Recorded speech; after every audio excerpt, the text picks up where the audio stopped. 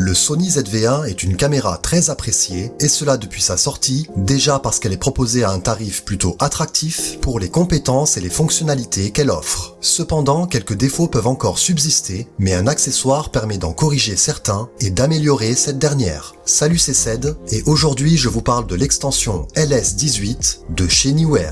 Parlons déjà de ce que vous retrouvez dans la boîte. Est présent une première partie affixée sur la base de votre ZV-1 à l'aide de la clé Allen fournie également. Ensuite, une seconde partie se clipse par-dessus de la même façon que tout autre objectif. À préciser qu'un guide pointé d'une marque rouge vous permet de trouver l'emplacement pour assembler ces deux parties en les alignant. Une fois que vous avez mis en place le tout, il vous reste ensuite à disposition deux lentilles. Une macro offrant un agrandissement jusqu'à 10 fois et une grand angle élargissant le champ de vision avec un facteur de 0,75. À noter également la présence d'un petit livret pour vous récapituler toutes les instructions et les étapes à suivre pour le montage. Le tout accompagné d'une pochette de rangement et d'une petite lingette nettoyante. Au niveau de l'utilisation, plusieurs possibilités. Vous pouvez déjà ne pas visser de lentilles car cette extension sans celle-ci bénéficie d'un filetage intégré de 49 mm, une particularité absente sur le ZV-1. Cela vous offre la possibilité d'y ajouter tout type de filtre que vous souhaitez, mais cela ne s'arrête pas là, bien sûr. Parlons d'abord de la lentille macro. Vous l'installez sur ce même filetage cité et vous voilà avec un nouvel objectif pour votre caméra. C'est vrai que d'origine, on ne peut pas vraiment se rapprocher au plus près d'un sujet, mais grâce à cette nouvelle fonction ajoutée, cela change la donne complètement. Je me suis même aperçu d'être en contact avec une fleur lors d'un de mes premiers tests. J'étais bluffé. Un vrai changement. Cela permet vraiment de se diversifier lors de nos captations, mais ce n'est pas tout. Si l'on rajoute la deuxième lentille, en la vissant directement sur celle macro, on obtient un objectif grand angle. Pour vous rappeler, on est de base sur du 24 mm sur le ZV-1 sans activer la stabilisation. Ce nouvel objectif nous fait passer à 18 mm,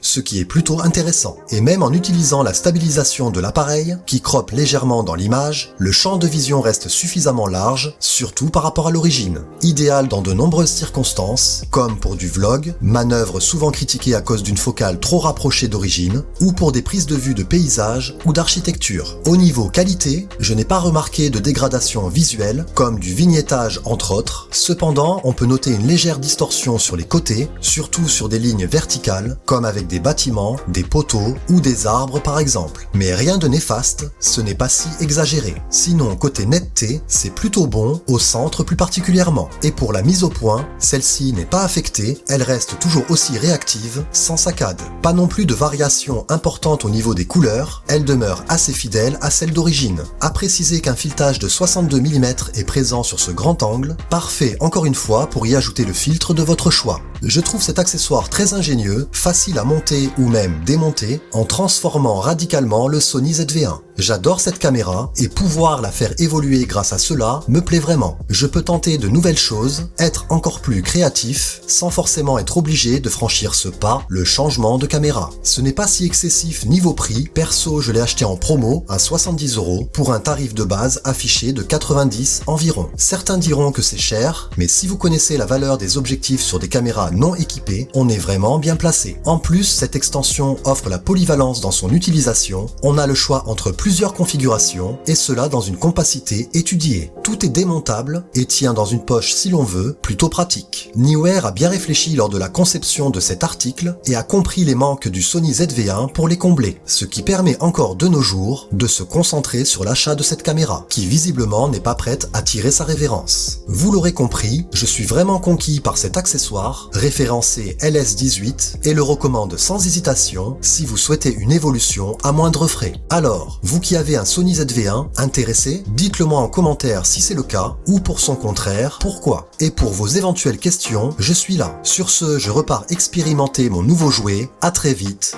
Bye. Certains diront que ces deux appareils ne jouent pas dans la même catégorie car chacun est conçu différemment ou pour un usage particulier, et pourtant, un point commun les lie, leur capteur. Unique sur le ZV-1, favorisé sur le Pro I, bien que modifié pour correspondre aux critères si spécifiques d'un smartphone. En effet,